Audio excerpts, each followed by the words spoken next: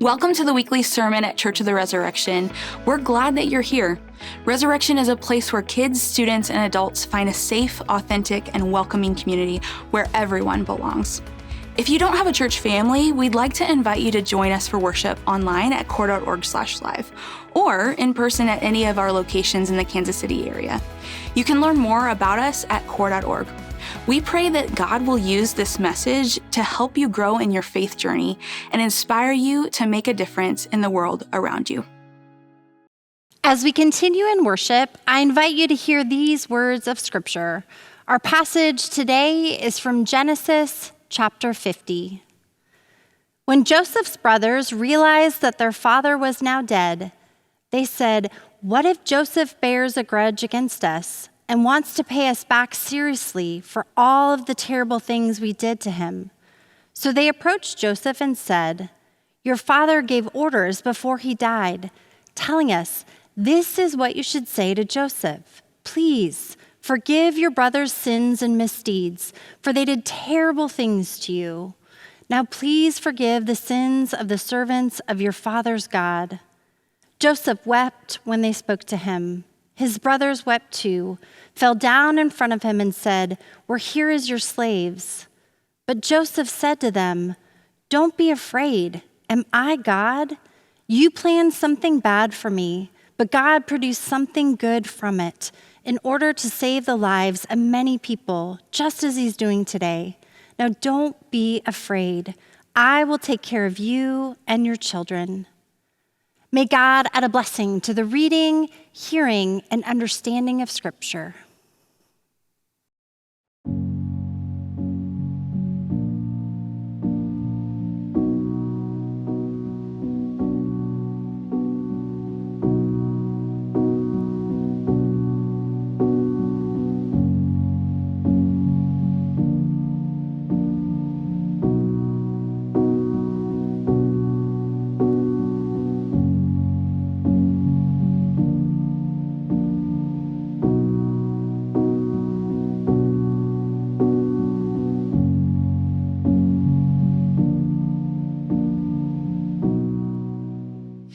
It was about 16 years ago, I surveyed our congregation. I said, "How can I best help you as a pastor? What do you need from me in a sermon series?" This was in 2009. And in that survey, the number one response was, "Please help us with forgiveness." And so out of that came a sermon series on forgiveness, and then from that came a little book I wrote in 2012 or 2013 on forgiveness. And I've preached on forgiveness with some regularity ever since, but not a sermon series, an entire series. And as I was preparing the sermons this year, I began thinking, I think it's time that we revisited this series on forgiveness. We're going to have 3 sermons. Today we're going to talk about forgiveness in families, forgiving families, and what does that look like? What do we need to be? Why do we need to be able to forgive in families? What does that feel like? And on this Mother's Day, it seemed appropriate to start there. And then we're going to talk about forgiving in marriages. So we're going to talk about parents and children, that relationship today. We're going to talk about marriage and significant others, and we're going to talk about friendships that have gone awry, neighbors, and those kind of things next week. And then the last week, we're going to talk about asking God's forgiveness for ourselves. How do we ask other people for forgiveness? How do we forgive ourselves? And so that's where we're going over these next few weeks. Now, this is Mother's Day, and I was thinking about folks, parents, and some of the things I was seeing out there, quotes and memes and jokes related to Mother's Day. I want to share a few of those with you. So I saw this Mother's Day card this week, and I thought it was kind of cute. It says, "I'm irritable, exhausted, stressed out," she's saying to her doctor, and her doctor says, "I won't sugarcoat it. You have kids." Or I really like this one. This is a greeting card that somebody sent to their mother. Her name was Greta, and she sent it to her mom, or Gareth, I guess it was a boy. He says to Mom, "Happy Mother's Day. Enjoy the stuff in here for your very own spa day. With love on Mother's Day, and Q-tips and makeup remover, and lots of love," he says. Or these memes that are out there. So here's one. One exasperated mother told another, "That's it. I'm selling my kids on eBay. And her friend says, "Don't be silly. You made him. Sell him on Etsy." Or being a mom as a teenager will make you understand why some animals eat their young. Or this one, "I asked to switch seats on a plane because I was next to a crying baby. Evidently, that doesn't work if the baby is yours." And then finally, "When your children are teenagers, it's important to have a dog so that someone in the house is happy to see you." Well, On Mother's Day, there's a lot of, so many of you had great mothers. You had great experiences. I have a great mom. So many of us have wonderful moms. And by the way, thank you, Mom. I know you're watching on TV today for all that you did for me and for us kids and taking care of all of us and every way that you gave yourself selflessly for us. We love you, and I want to thank you. So we have a lot of great stories about great moms, but the reality is that on Mother's Day, we want to also recognize the fact, well, some moms weren't maybe so great, but the reality is even the best moms struggle. And it's not just moms, it's dads. And sometimes, even though when we're kids growing up, we think about all the things our moms and dads do that disappoint us, as a parent, I can just, testify to the fact that sometimes our kids hurt us too, disappoint us. They say or do things or fail to do things that, would have blessed us. And instead, it feels like they don't really care. That doesn't happen very often with my girls, but, every once in a while, those kind of things happen when you're raising them as they're growing up, when they become adults. And so there's just hurt is going to bounce around in families. That's how it is. And in families, as well as in life, in the broader relationships we have, if we don't learn the skill or the art of forgiveness, I was thinking about that this week. We have high school graduations, college graduations this weekend, next weekend, all the next couple of weeks, last week. And the one skill that is perhaps the most important skill you need in life is one that they hardly ever teach you about in college or high school. And that is the importance of forgiveness. If you can't figure out how to do that, you're going to grow up to be a bitter, resentful person. The life will be sucked out of you. Or if you don't know how to ask for forgiveness from other people or even to forgive yourself, you're going to find that you're alone. You're in a very lonely situation in life because you can't make relationships. You can't have marriages, families, relationships of any kind. You can't even successfully work in the workplace very well if you don't know how to ask for forgiveness and how to extend forgiveness to other people.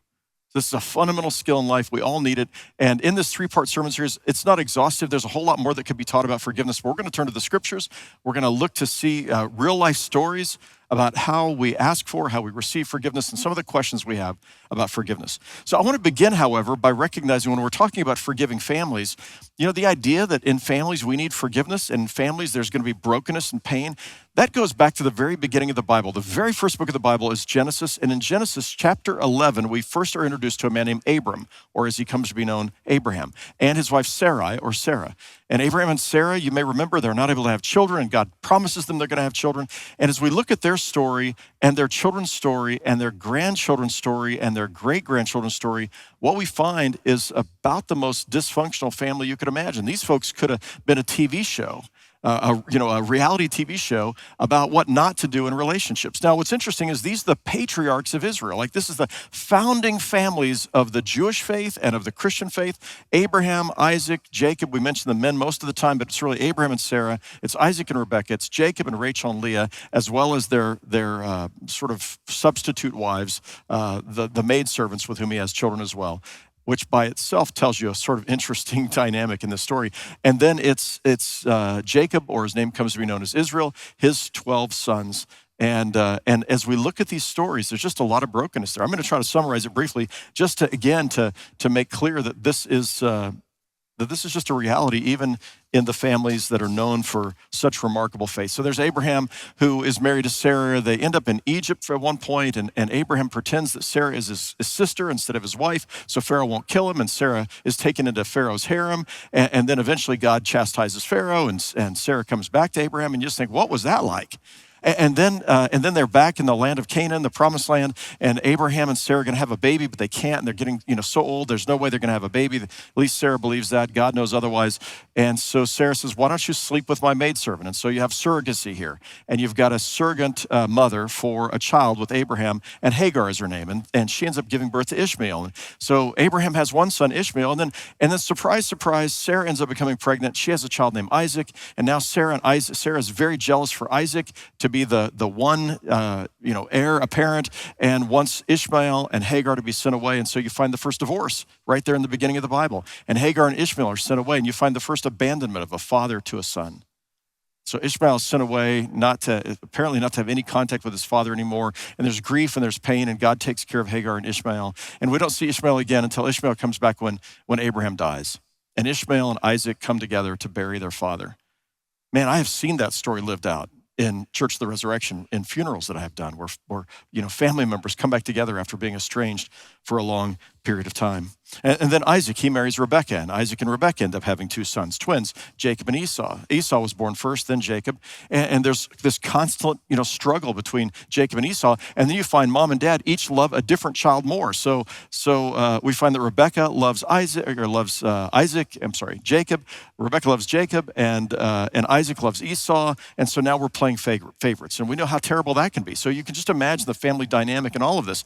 And then at one point, they begin jostling for the inheritance. Man, how many times I've seen families and siblings come apart because of what happens in the inheritance, and why it's so important that parents are really, really careful so they don't destroy their families after they die by what happens with the inheritance. If you don't have a plan for that already, please make a plan and make sure it feels right and just and fair to everybody, and doesn't convey the wrong message when you die that you love one child more than another child. And sometimes, at death, that's a moment to reconcile when maybe you've been estranged from somebody before. So make sure you're thinking about this wisely.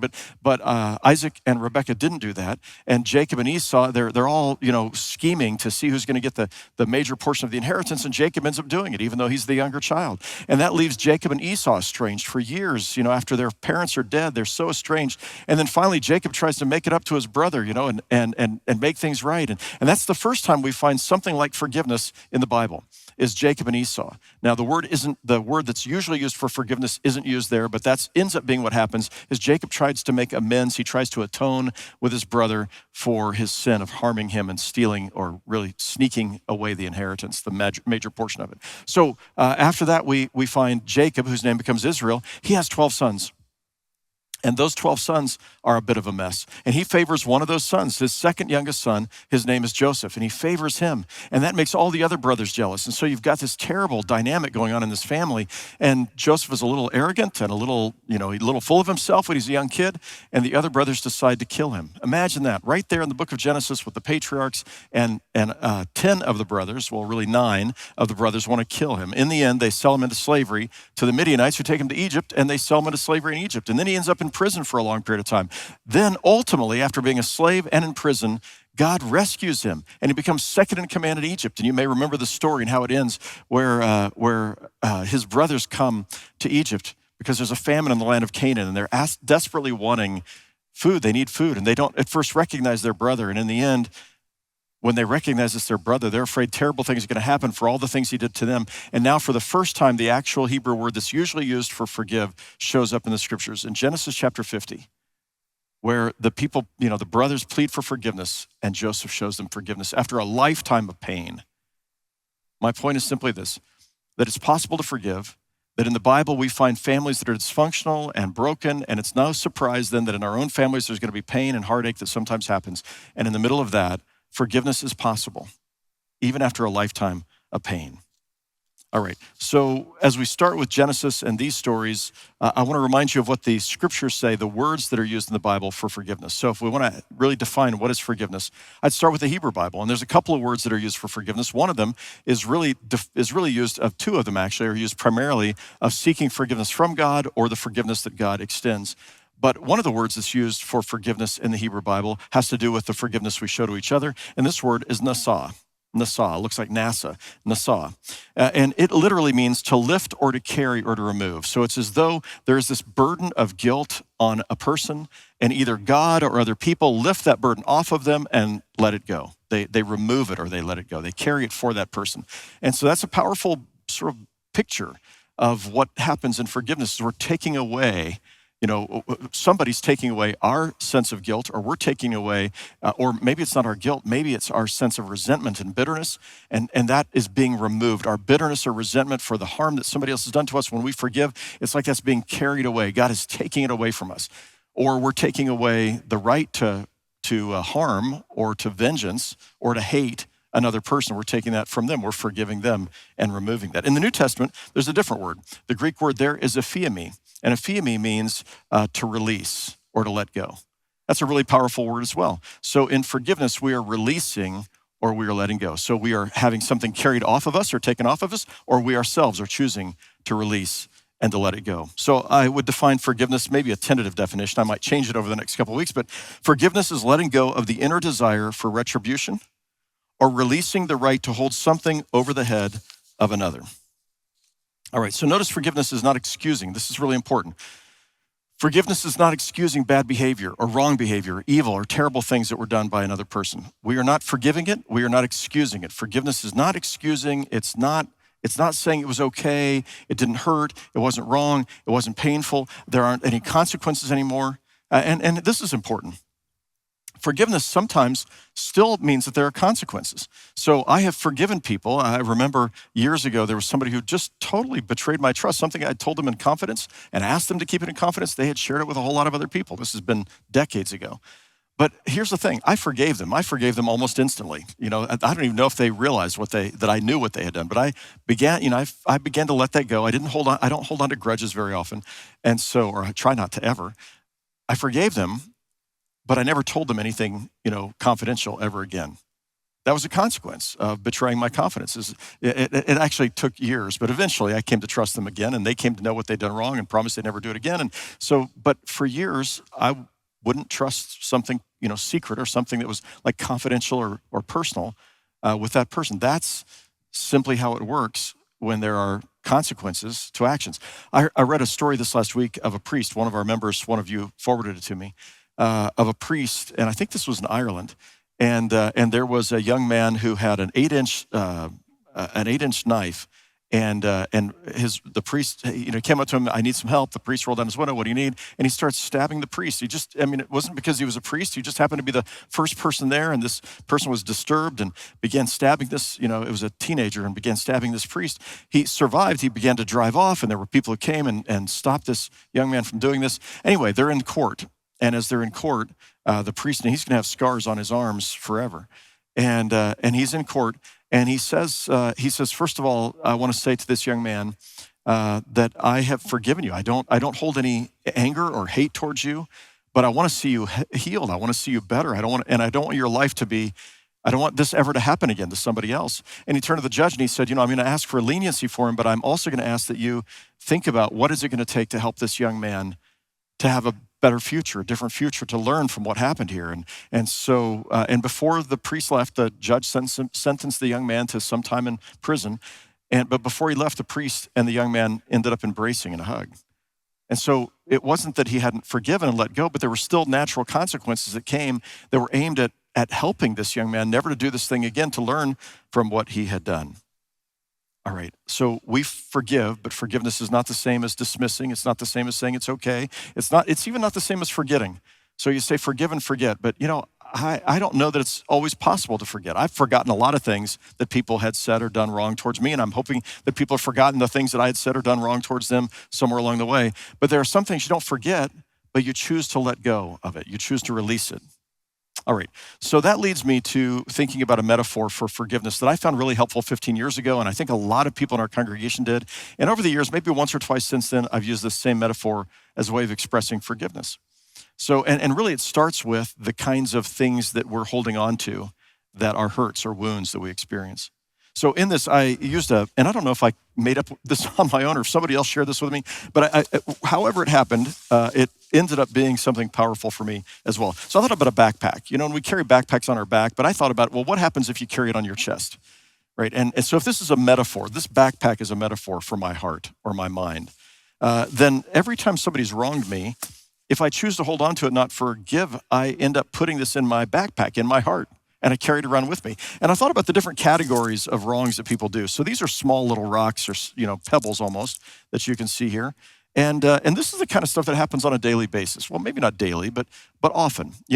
I think about driving on near Church of the Resurrection. There's a highway that's under construction, and so it narrows down to one lane. And I try to get in that, in the left lane where everybody's supposed to be. I try to get in there fairly early in the process. So there's about a mile of traffic backed up between where we have to move in and where I am.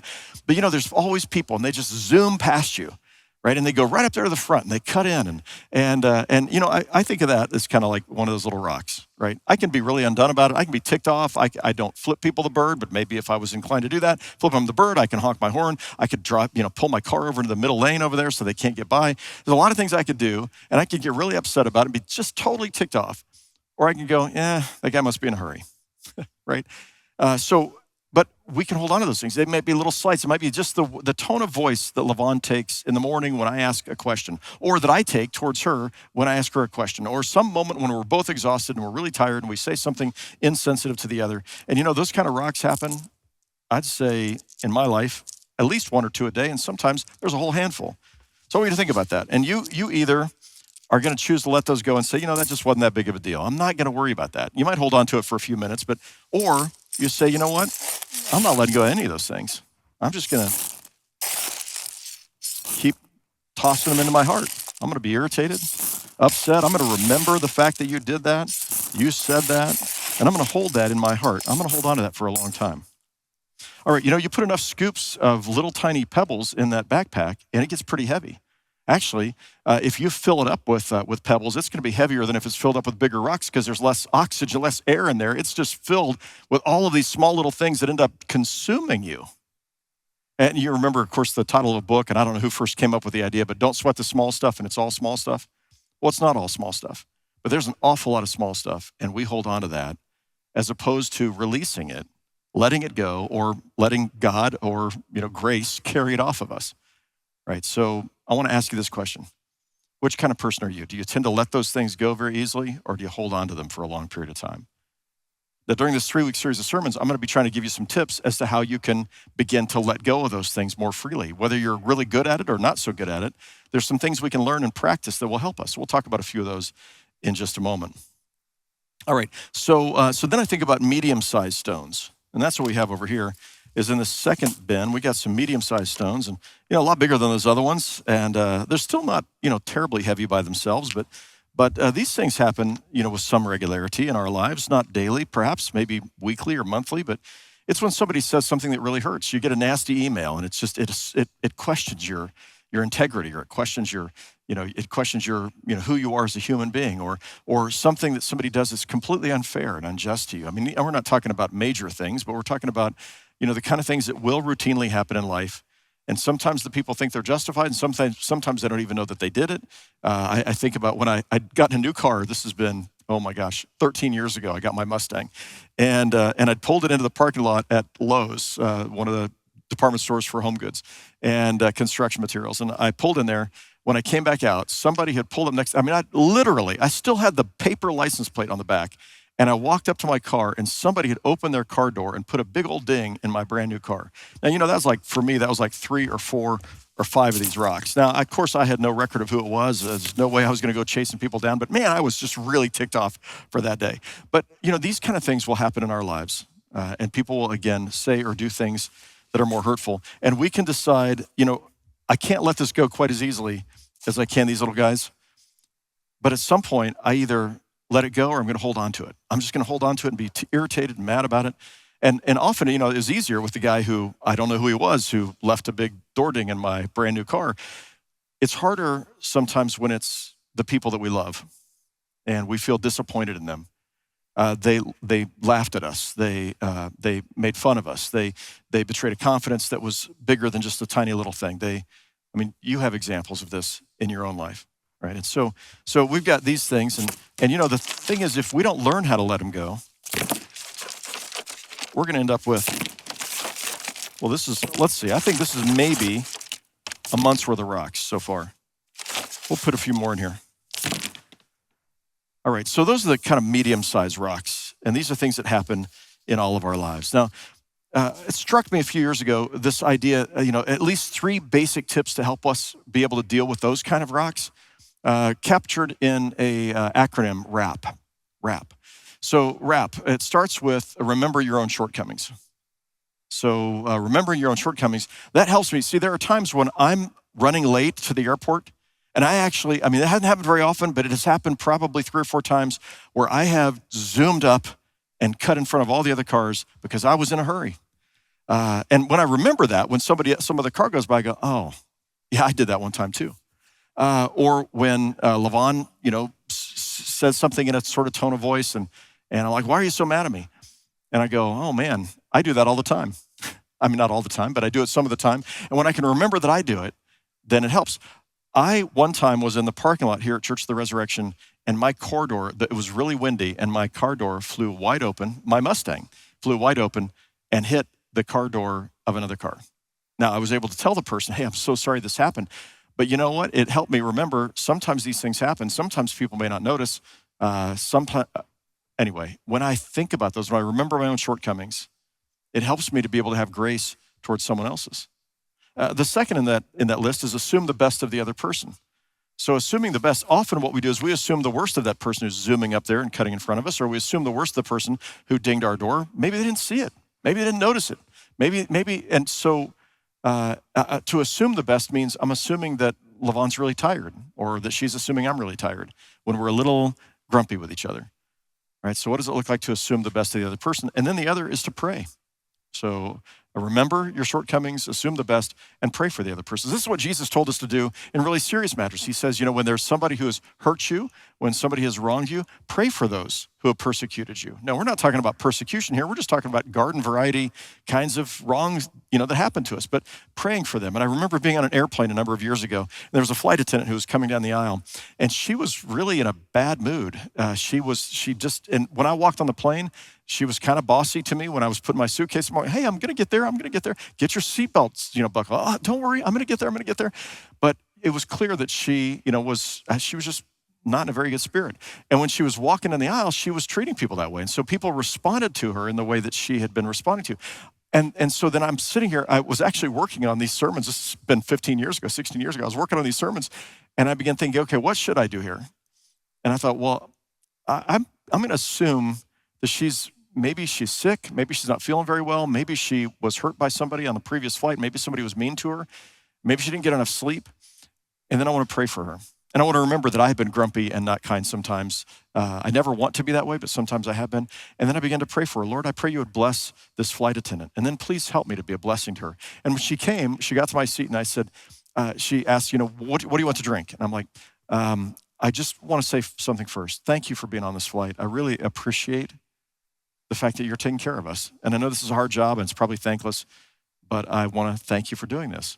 And I've had this conversation with a lot of people. I had this conversation with somebody at the Hertz rental car when they were this way. I had this conversation at a gas station near the church several years ago. It's amazing how disarming it can be for you first and then for them when you assume the best and then you have prayed that God would use you to bless them and you try to bless that other person.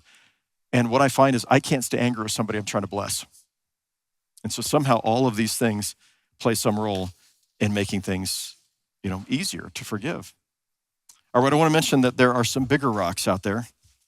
And when I think about these bigger rocks, you can see them here. They're about the size of a small loaf of bread. And you see these rocks, and these are the things that people have done that have been deeply hurtful. These are real betrayals. These are persistent acts of harm to other people. Maybe they understood them, maybe they didn't understand them. And these are really hard. These are really hard to let go of. I was thinking about it. I've shared this before, a young man that I knew when I was a youth director, and how his dad had a way of, I guess he thought it was funny, but his pet name for his son was Stupid. Hey, Stupid. Hey, Stupid. You could watch this kid's eyes, drop every time, he heard his father say something like this to him. And I don't know what that's like, but I'm thinking, what might have been, Stupid is never going to be a tiny little rock, but it might have been one of these to begin with in a moment. But you start adding those up over the course of a lifetime,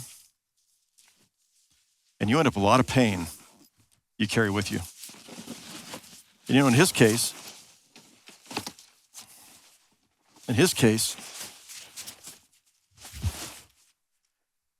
he carried that around with him for years.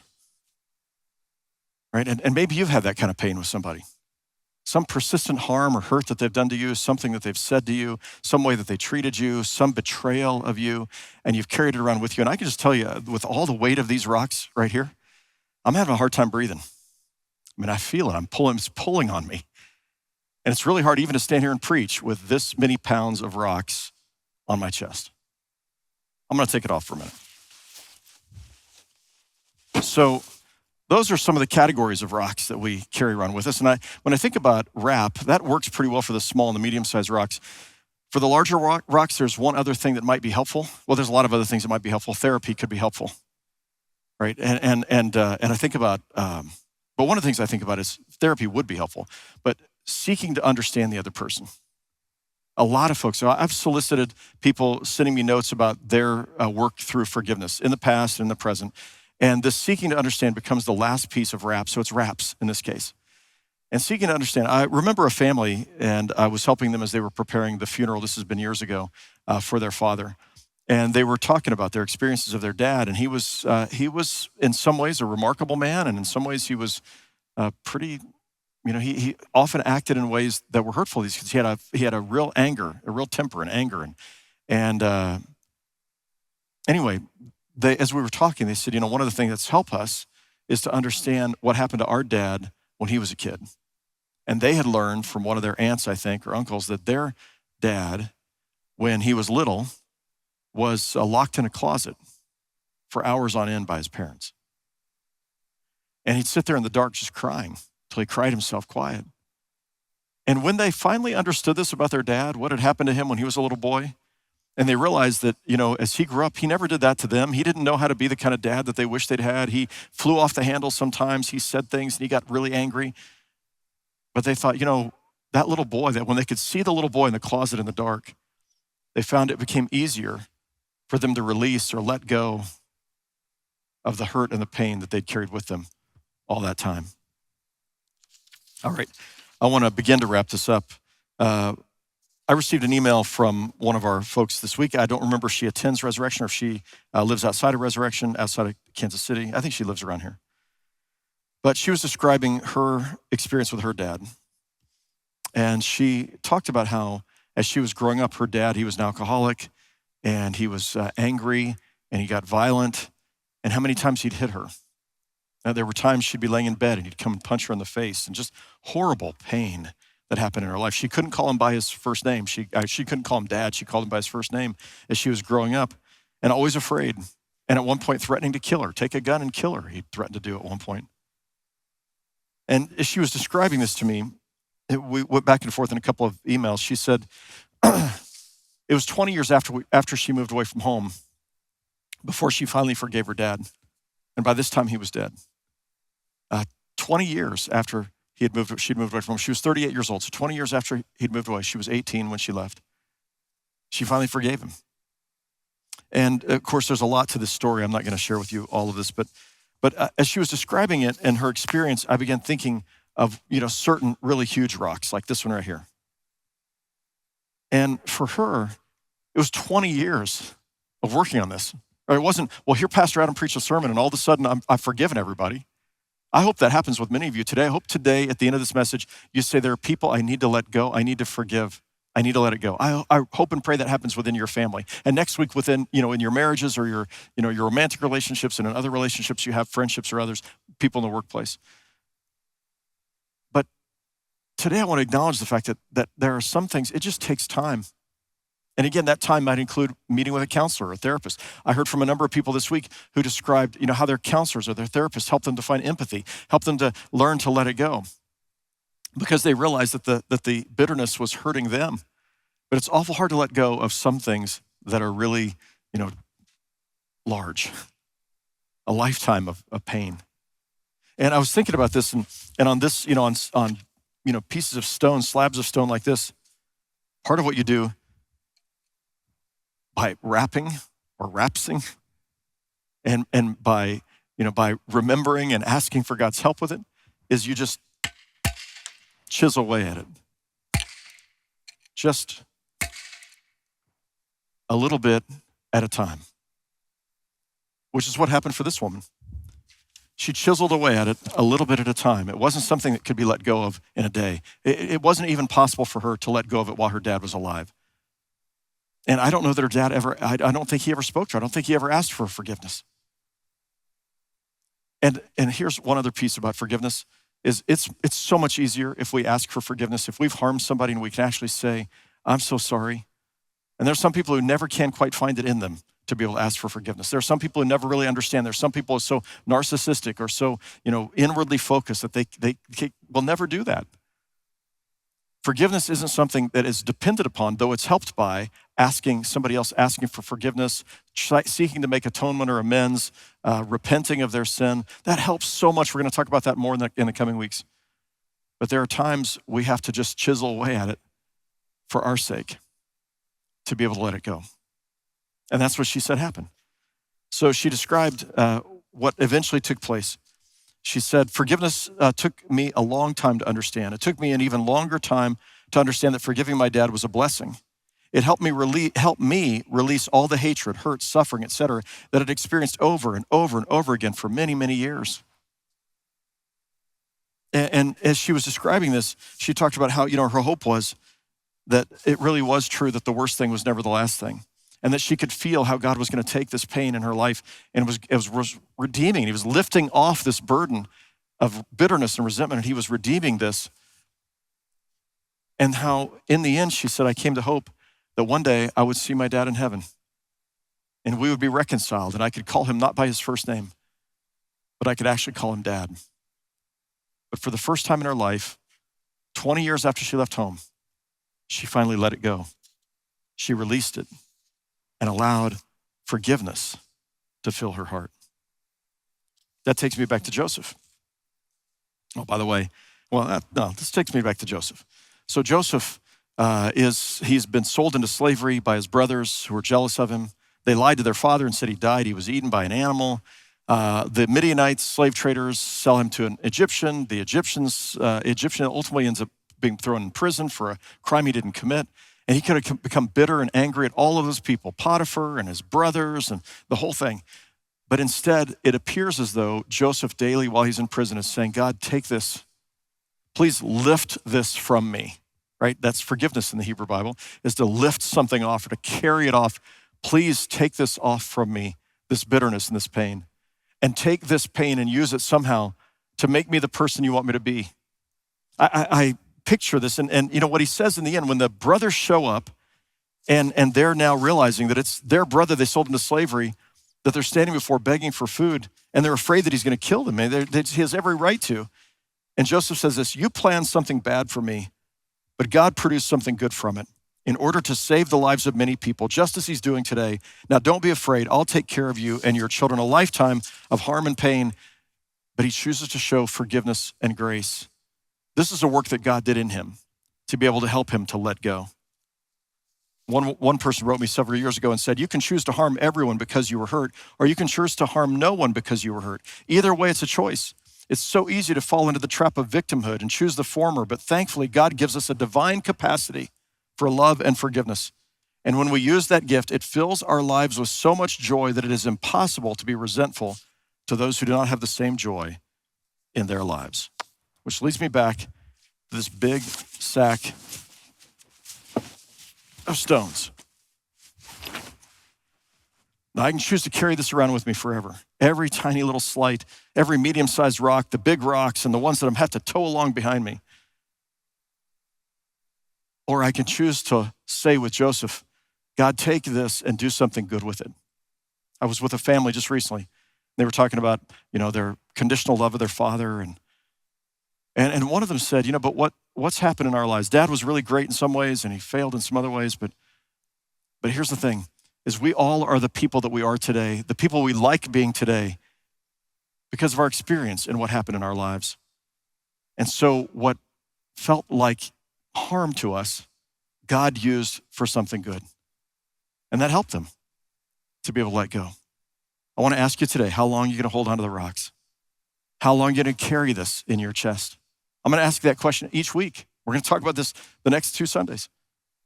And here's my hope and prayer, is that you might learn aphiemi, that you might learn nasa, that you might be able to let God lift off from you this burden that you're carrying inside, or that you might choose, because you remember your own shortcomings, because you are assuming, or at least trying to understand the best of the other person, because you are praying fervently for them and for yourself and for God to work in you, and because you seek to understand that you might come to a place, it might take a long time, but you might come to a place where you can finally say,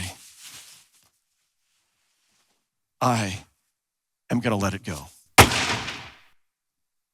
That's my hope and prayer during this sermon series, is that together we might find the capacity with God's help to be able to forgive and let it go. Would you pray with me? Oh, Lord God, you know every single person listening to this message. You know their stories. You know, for some of us, there really have been minor rocks. There's not been that much pain that's been foisted upon us. There are others who we've been carrying around those little rocks and the middle-sized rocks and the bigger rocks for a long, long time. There are people that we have harmed that we need to ask forgiveness for and from. Lord, we pray that you would help us during this series, during this month, to be able to practice aphiemi, just as you have forgiven us, that we might also, O Lord, forgive. Help us to let these things go. Help us to find healing, we pray, to find joy and deliverance. In your holy name, amen. My name's Scott Crosstick, and I'm one of the pastors on staff here at Church of the Resurrection, and I want to say thank you for watching this weekend's message. It means a lot to us that you've tuned in, and if you found that your heart was moved or your mind was inspired or enlightened, if you felt convicted to take next steps, we want to invite you to join us. One of the best ways that you can join us is by letting us know that you're with us, and so I want to invite you to go to core.org/next and tell us that you're here. This is a great way to get plugged in, but it's also a great way to take next steps in your life of faith, and so I want to challenge you to do that, to let us know that you're with us. A second thing I want to invite you to consider doing is making an offering. Offering is our worship. It's a way for us to put our faith to work, to make a difference, to respond to God's gifts that he's given to us, to respond to God's message that leads us. And so I'm going to invite you to give and to give generously. One of the ways that you can do that is by going to core.org/next and clicking Give Now. And what I want you to know is that your offering, your gift, makes possible the missions and ministries of this church. And we would love for you to be able to participate in changing the world with us through your generosity. And with that, we hope you have a great week, and I can't wait to see you again next weekend in worship.